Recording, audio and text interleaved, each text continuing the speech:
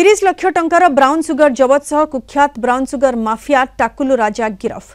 गतकाली विलंबित राति टाकुलु राजा को गिरफ करने सहित 345 ग्राम ब्राउन सुगर, गोटे रॉयल एनफिल्ड बाइक, गोटे मोबाइल एवं नगद टंका जबत करिछि जलेश्वर पुलिस।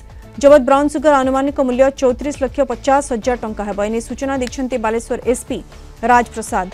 पश्चिमबंगर ब्राउन सुगर नहीं जलेश्वर फेरुवा बेले 60 नंबर जातीय राजपथर अगरवाला छक निकट में चढ़ऊ करथिला पुलिस।